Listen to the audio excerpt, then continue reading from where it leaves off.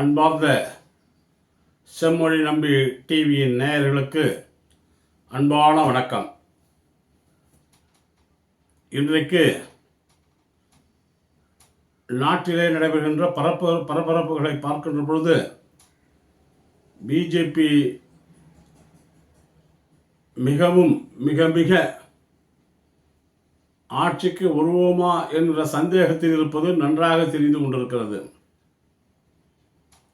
திராவிட முன்னேற்றக் கழகம் நிச்சயமாக வெற்றி பெறும் என்கின்ற எண்ணங்கள் இன்றைக்கு மக்கள் மத்தியிலே உதித்து விட்டது.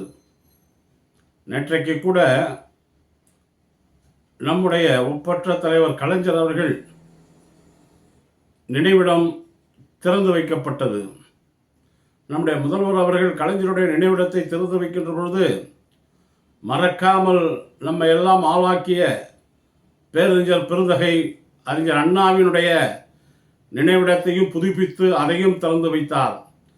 கலைஞர் நினைவிடமும் அண்ணாவின் நினைவிடமும் ஒரே நாளிலே இன்றைக்கு திறக்கப்பட்டது என்று சொன்னால் நாம் நம்முடைய தலைவர் மாண்புமிகு முதல்வர் அவர்களுக்கு இந்த நேரத்திலே நாம் நன்றி சொல்லிக் கொள்ள வேண்டும். காரணம், அண்ணாவையும் மறக்காமல் தலைவர் கலைஞரையும் மறக்காமல் அருமையாக ஒரு வரலாற்று சிறப்பை செய்திருக்கிறார். அதே நேரத்தில் மக்கள் இன்றைக்கு திராவிட முன்னேற்ற கழகத்தின் மீது அளப்பெரிய நம்பிக்கை கொண்டிருக்கிறார்கள். நிச்சயமாக திமுக தான் வர வேண்டும் என்று மக்கள் எல்லாம் எதிர்பார்க்கிறார்கள். இன்றைக்கு பிஜேபிக்காரனுக்கு அள்ளு கண்டு போயிருக்குது. நாம் வருவோமா மாட்டோமா என்ற சந்தேகம் உறுதியாக இருந்து கொண்டிருக்கிறது.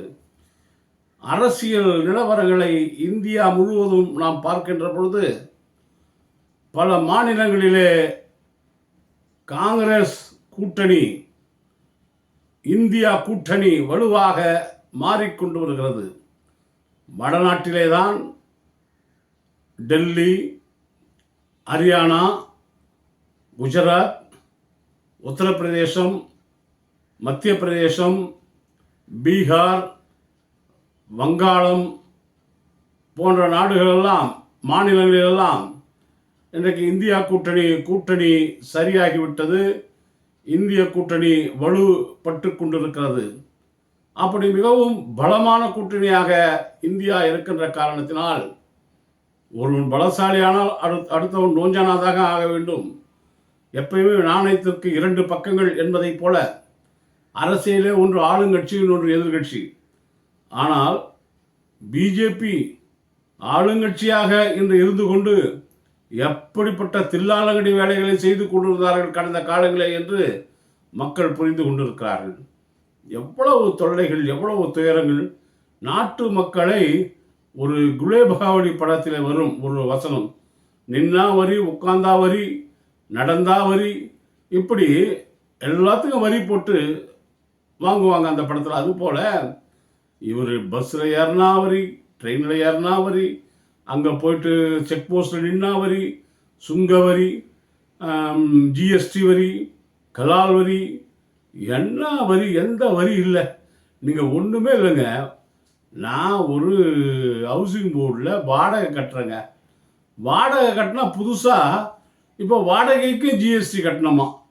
நாமளே வாடகை கட்டுறோம், வாடகைக்கு ஜிஎஸ்டி கட்டி அந்த ஜிஎஸ்டியும் எக்ஸ்ட்ரா வாடகை வாங்குறாங்க. அது மட்டும் இல்லைங்க, நீங்கள் ஒரு ஹோட்டலில் போய் காப்பி குடித்தா கூட வரி கட்டினங்க. என்னங்க, எதில்ங்க வரி இல்லை? எல்லாத்தையும் ஜிஎஸ்டின்னு போட்டு எல்லாத்தையும் மொத்தமாக சுரண்டின்னு போயிடுச்சு மத்திய சர்க்கார், ஒன்றிய சர்க்கார். இதெல்லாம் எவ்வளவு பெரிய மக்களுக்கு செய்கின்ற துரோகம். நம்மளை வளரவே முடியாது பொழுது. நம்ம கையில் பாக்கெட்டில் காசு இருந்தால் தானே நம்ம நாளைக்கு நம்ம பிள்ளைங்களுக்கு செய்கிறது, மக்களுக்கு செய்கிறது, நம்ம குடும்பத்தை காப்பாற்றுறது. காசெல்லாம் எந்தெந்த வழியில் சொல்ல முடியுமோ அந்த வழியெல்லாம் சொல்கிறாங்க.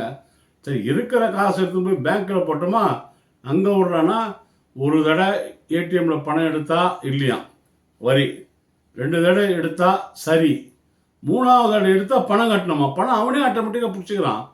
ஒன்றுமே இல்லைங்க. ஒரு ஏடிஎம்மில் போயிட்டு நான் பணம் எடுக்கிறதுக்கு போனால் ரூபா வரின்னு பிடிச்சிட்டாங்க. இப்படியே ஒவ்வொன்றுத்திலையும் மாறி மாறி மாறி எல்லா மூமெண்ட்லேயும் வரி வரி வரின்னு பிடிச்சா யார் பணம் போகுது? உங்கள் வீட்டு பணம் போகுது, எங்கள் வீட்டு பணம் போகுது. இதெல்லாம் எங்கே போகுது? அரசாங்கத்துக்கு போகுதுன்னு மோடி சொல்கிறாரு.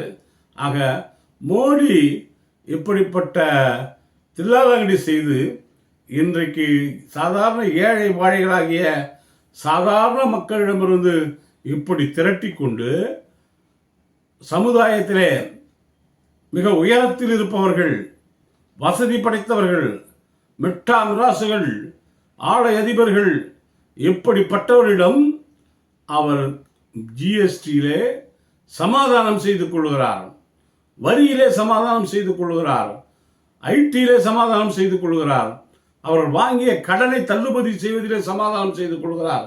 வங்கிக்கு ஏற்படும் நஷ்டங்களை எல்லாம் நம்மளை போன்ற ஏழை பாழையிடம் கொள்ளையடித்துக் கொண்டிருக்கிறார்கள்.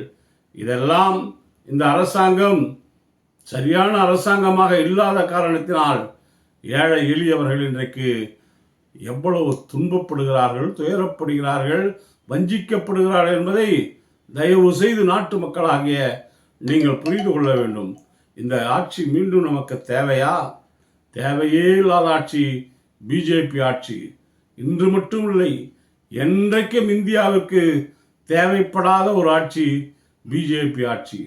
ஏதோ மதத்தை காரணம் காட்டி, மதத்தை வைத்து அவர்கள் இன்றைக்கு நம்ம எல்லாம் முட்டாளாக்க பார்க்கிறார்கள். மதம் என்பது வேறு, அரசியல் என்பது வேறு. மதம் வணங்குகின்ற இடம், நாம் வணங்குகின்ற இடம் கடவுளுடைய சன்னிதானம். அங்கே போய் அரசியல் செய்யலாமா? நான் கேட்கிறேன், மதம் மதம் என்றால் என்ன அர்த்தம்? யானைக்கு மதம் பிடித்தால் என்ன ஆகும்? மதம் என்பது ஒரு விரித்தனம். அந்த போன்ற மதம் இல்லை. நாமெல்லாம் சமயங்கள். தமிழன் அன்றே சமயம் என்று சொன்னோம் தான். தமிழனை பொறுத்தவரை அது சமயம், வைணவ சமயம். இதை போன்ற சமயங்கள் தான் அவன் வைத்திருந்தானே தவிர வேற எதுவும் மதங்கள் எல்லாம் பிடிக்கவில்லை தமிழனுக்கு. ஆக இன்றைக்கு நடைபெறுகின்ற அரசியல் சூழ்நிலைக்காக மாற்றி மாற்றி இன்றைக்கு நம்ம எல்லாம் குழப்பி கொண்டிருக்கிறார்கள். அது மட்டும் கிடையாது, இப்போ பாருங்க, வெறித்தனமான ஆக்ரோஷமான அரசியல் ஈடுபாட்டால் இன்னைக்கு பிஜேபி நாட்டில் இருக்கிற எல்லா கட்சியிலிருந்து ஆள் பிடிக்கிறான். ஆள் மாற்றி மாற்றி எவன் மாட்டுவான்னு ஆள் பிடிக்கிற அரசியல் பண்ணின்னு இருக்கிறாங்க பிஜேபியில். பாரு, அந்த எம்எல்ஏ கிடைப்பாரா, முன்னாள் எம்எல்ஏ கிடைப்பாரா, அந்த கட்சியில் ஆள் கிடைக்குமா, இந்த கட்சியில் ஆள் கிடைக்குமா? நீ எவனோ போய் சேரு, ஏதோ அவன் சூழ்நிலைக்கு கஷ்டத்துக்கு வரான், அவனை நீ எப்படி கவனிச்சுக்கோ, என்ன சொல்லி ஏமாத்திக்கோ. ஆனால் அவன் பின்னாடி நாட்டு மக்கள் யாருமே போக மாட்டாங்கப்பா. காரணம், பிஜேபியுடைய முகத்திரை இன்றைக்கு கிழிந்து விட்டது. வட இந்தியாவே இன்றைக்கு போய்விட்டது உங்கள் கையை விட்டு. என்றைக்கும் தென்னிந்தியா உங்கள் கைக்கு கிடைக்கவே கிடைக்காது. இங்கே இருப்பவர்களெல்லாம் அறிவாளிகள், யோசிப்பவர்கள், மக்களுக்கு யார் வந்தால் நன்மை என்பதை தீர்க்கமாக உணர்பவர்கள். எனவே உன்னுடைய மோடி மஸ்தான் வேலையெல்லாம் இங்கே எடுபடாது. நிச்சயமாக தமிழ்நாட்டை பொறுத்தவரை இந்தியா கூட்டணி, திமுகவின் தலைமையில் இருக்கிற இந்தியா கூட்டணி தான் வெல்லும். இன்றைக்கு நம்முடைய தமிழக முதல்வர் அவர்கள் செய்திருக்கின்ற பணிகள், சாதனைகள் அளப்பெரியது. இன்று மக்களுக்காக அவர் செய்கிற தொண்டு இரவு பகல் பாராமல், தன்னுடைய உடல்நலத்தை கூட கவனிக்காமல், பஞ்சத்தை போக்குவதற்காக அவர் பட்டினி கிடந்து இன்றைக்கு மக்களுக்காக பாடுபட்டு வருகிறார். அப்படிப்பட்ட நல்லுள்ளம் படைத்த நம்முடைய தலைவர் மு.க. ஸ்டாலின் அவர்கள் என்றைக்கும் வெற்றி பெற வேண்டும். இந்தியா கூட்டணி வெற்றி பெற வேண்டும். தமிழருக்கு துரோகம் செய்கின்ற இந்த பாசிஸ்ட் இயக்கம் சங்கிகள் வீட்டிற்கு அனுப்ப வேண்டும். சங்கிகளை தமிழகத்திலிருந்து வேறு இருக்க வேண்டும் என்று கூறி, அதுக்குரிய நேயர்களே, நம்முடைய செம்மொழி டிவியை சப்ஸ்கிரைப் பண்ணி உங்களுடைய நல்ல ஆதரவை தரும்படி அன்போடு கேட்டுக்கொள்கிறேன். நன்றி, வணக்கம்.